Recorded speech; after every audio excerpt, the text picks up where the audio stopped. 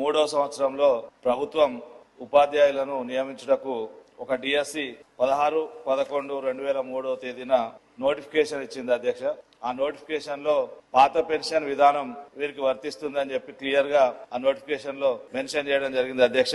కానీ వీరి నియామకాలు వచ్చి 2005లో నియామకాలు జరగడం వల్ల అంతకన్నా ముందు 2004 సెప్టెంబర్ 1 నుండి పాత పెన్షన్ విధానం అమల్లోకి రావడం వల్ల వీరందరూ కూడా కొత్త పెన్షన్ విధానంలోకి రావడం జరిగింది. అయితే తదనంతరం చాలా రోజుల తర్వాత, చాలా పోరాటాల తర్వాత కేంద్ర ప్రభుత్వం మరి 54 అదేవిధంగా 57/4 57/5 మెమోల ద్వారా ఏదైతే నోటిఫికేషన్ ఉద్యోగులకు ఇచ్చిన నోటిఫికేషన్ లో పాత పెన్షన్ మెన్షన్ చేస్తే వారందరికీ కూడా పాత పెన్షన్ వర్తింపజేయొచ్చు అని చెప్పి కేంద్ర ప్రభుత్వం చాలా స్పష్టంగా మరి ఉత్తర్వులు ఇవ్వడం జరిగింది అధ్యక్ష.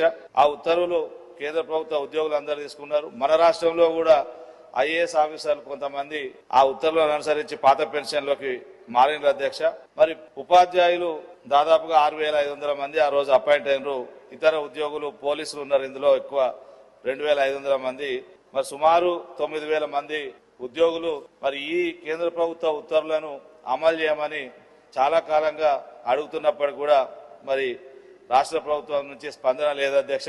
దీనివల్ల ₹1 కూడా ఖర్చు లేదు, ప్రభుత్వానికి ఎలాంటి ఆర్థిక భారం లేదు, న్యాయపరమైనటువంటి చిక్కులు లేవు. పైగా ప్రభుత్వం మేనిఫెస్టోలో అధికారంలోకి వస్తే సిపిఎస్ ను రద్దు చేస్తామని కూడా చెప్పడం జరిగింది. మరి ఉన్నటువంటి ఉత్తర్వులనే మరి అమలు చేయాలని చెప్పి మరి ఇది కొత్త శాసన మండలిలో మొదటి స్పెషల్ మెన్షన్ అధ్యక్ష.